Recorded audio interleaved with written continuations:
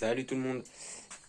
Alors aujourd'hui ce sera une petite vidéo pour les carbus, comment le démonter et comment le nettoyer, voir si le flotteur est bien plat ou pas, parce que s'il est trop ou trop bas, malheureusement s'il est trop haut ça va trop se remplir, enfin dans tous les cas la moto va brouter et vous allez avoir soit trop d'essence ou soit pas assez.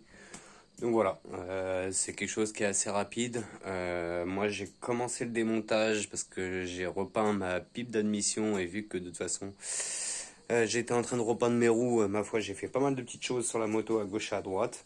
Donc voilà, je vais vous expliquer tout ça. Il n'y en a pas pour très très longtemps, c'est à la portée de tout le monde. Alors, pour commencer, donc là, en principe, vous avez la pipe d'admission. Moi, je l'ai démontée, donc vous avez juste une vis ici et une vis de ce côté-là avec deux écrous. Donc c'est du 8 et du 10. Ensuite, bien sûr, vous fermez bien l'essence. Faut pas faire la bêtise. De toute façon, vous allez avoir un peu d'essence hein, quand vous allez déconnecter. Hop, je vais juste couper ça, ce qui tient mon cornet, parce que sinon, malheureusement, le pauvre, il touche mon pot d'échappement et il a tendance à fondre un petit peu. Vous pouvez déconnecter les deux durites de trop plein. Et ici, vous avez juste la durite d'arrivée d'essence. Je vais aller chercher une petite pince. Hop. Un petit coup avec la pince à bec. Voilà. Hop, histoire de remonter le collier pour que la durite soit un peu plus simple à enlever. Voilà, vous déconnectez la durite. Bon, vous allez avoir un petit peu d'essence qui va couler, mais rien de bien grave. Et ensuite, vous débranchez. Et ça, c'est relié à l'accélérateur pour faire l'ouverture ou la fermeture de votre carbu, tout simplement. Hop. Voilà. Et voilà. Ça prend franchement 5 minutes hein, à enlever un carburant, il n'y a pas de souci. Et voilà, ce que je vous disais, c'est prendre absolument un cornet double mousse. Bon, là on voit qu'il est bien gras, vous mettez de la graisse partout autour. Et après moi, pour l'entretien, voilà, on voit bien qu'il a brûlé là. Pour l'entretien, c'est je nettoie et je le regraisse à chaque sortie. Hein. Alors ensuite, bon là c'est normal, hein, il risque d'y avoir de l'essence qui va couler. C'est parce que la cuve est encore pleine. Vous avez 4 petites vis.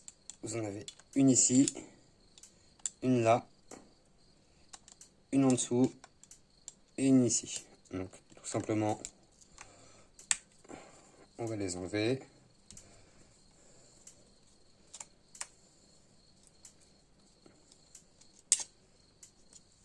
Hop.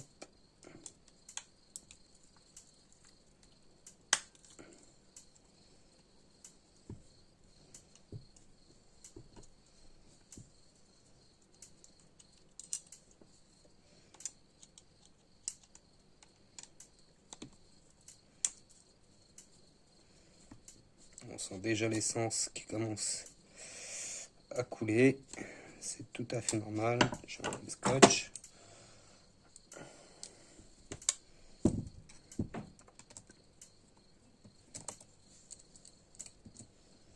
Voilà. Et la dernière, voilà. Voilà. J'ai ma cuve qui s'est complètement vidée.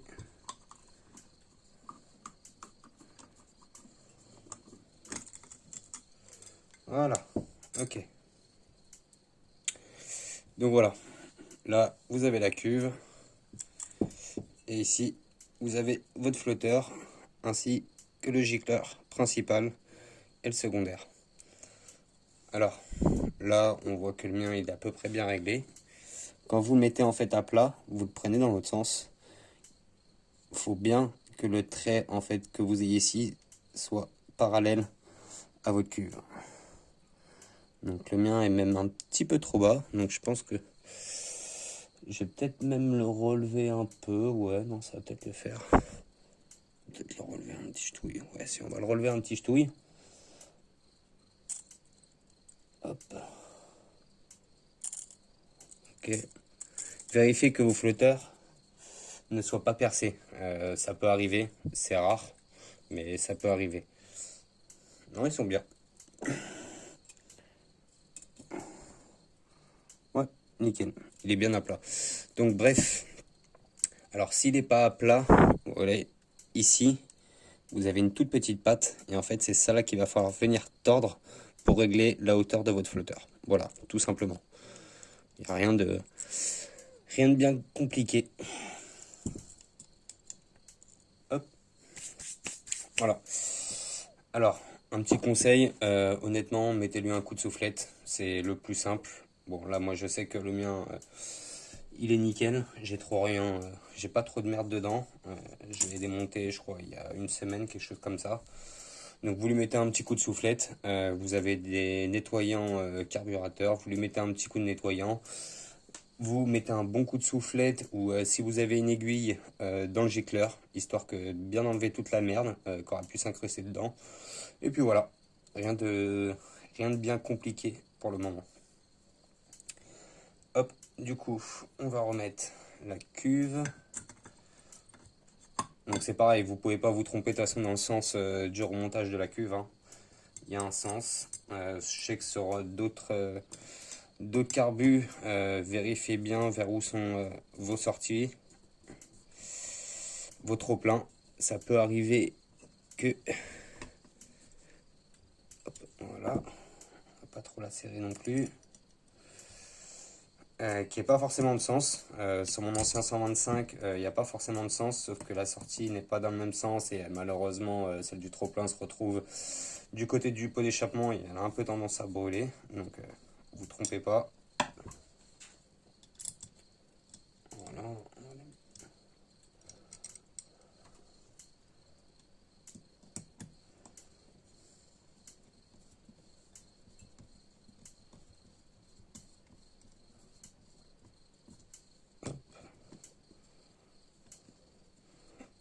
En passant, vérifiez vos joints.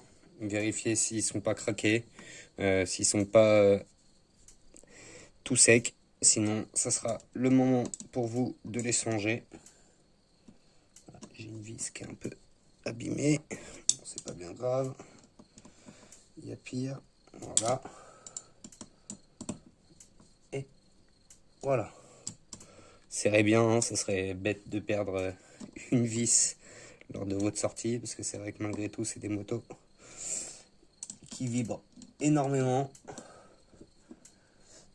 Vérifiez souvent de toute façon les pièces carrosserie, enfin un peu tout, de toute façon, honnêtement, c'est la meilleure chose que vous ayez à faire. Moi je le fais quasiment sur chaque sortie, je vérifie que tout est bien en place, qu'il n'y a rien qui bouge, parce que ça serait vraiment bête quand même de perdre des éléments durant vos sorties.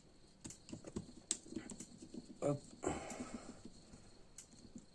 Hop, ça je vais remettre bien comme il faut, parce qu'il n'était pas très bien aligné. Personnellement, alors je vais vous montrer.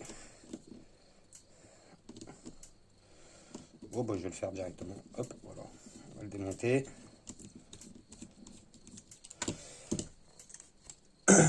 Bon, c'est encore un peu gras. Je vais chercher ma graisse.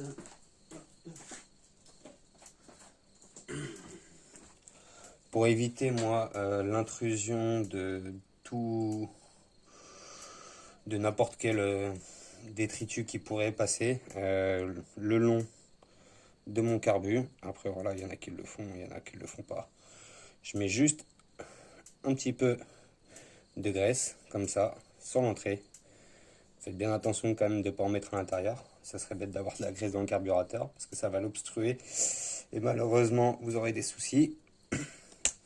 Hop, vous le remettez. Et au moins, ça fait comme un espèce de joint, ce qui évite que la merde rentre aussi par ici. Au moins, elle va se prendre dedans et vous serez tranquille. Voilà, après il ne vous reste plus que de toute façon à resserrer. En soi, il n'y a vraiment rien de compliqué, hein. De toute façon, nettoyage carbu, réglage. Après le réglage de la vis de richesse, d'essence et d'air, ça se fait le moteur tournant. Je pense que je vous referai une autre vidéo dessus. Hop, voilà.